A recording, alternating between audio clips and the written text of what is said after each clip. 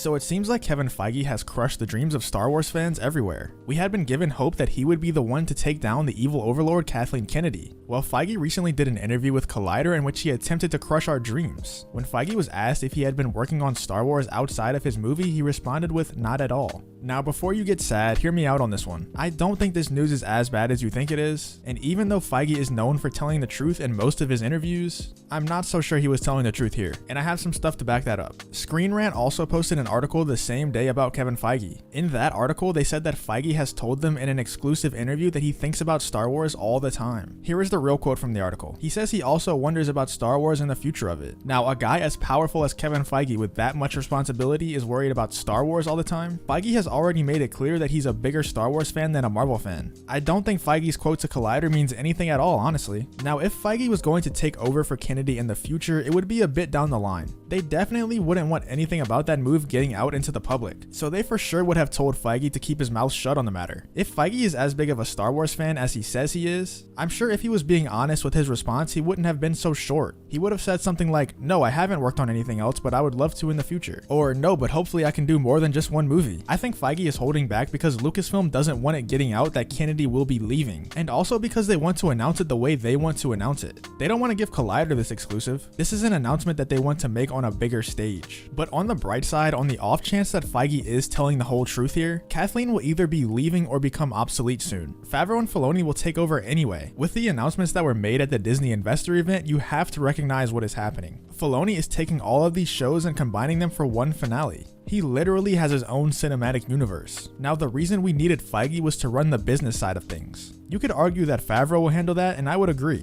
But long term, Favreau will be gone, and Filoni will be left on his own. Jon Favreau is a filmmaker at heart, and he will want to go out and work on things outside of Star Wars after the Filoniverse conclusion. But Filoni will be here for the long haul. We need someone with the experience of Favreau or Feige to handle all of the non-creative stuff. You know, like the stuff that actively kills your creativity. There has also been a lot of people moving from Marvel to Star Wars lately. But let's be real, Star Wars is trying their best to copy the Marvel template. They use the I am Iron Man line in The Rise of Skywalker when Rey says I am all the Jedi. And they're trying to create an MCU type event with the Filoniverse. The reason for this is because they see the success that Marvel is having not only with their numbers but also with fan reception. But Marvel fans are so well receptive of their movies, well, aside from a few. But who would be better to bring over the Marvel template than Kevin Feige? When the man who created the most successful cinematic universe ever lives next door, and you're trying to copy off of him, why not go knock on his door and ask for some advice? Or in this case, ask him to take over. I just think it makes too much sense for Feige to come over to Star Wars for it to not be true.